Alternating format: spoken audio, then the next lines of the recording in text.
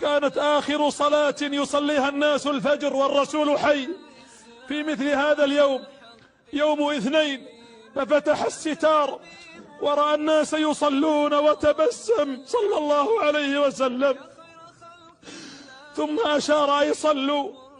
ولما طلعت الشمس وأشرقت فإذا بجبريل عند بابه.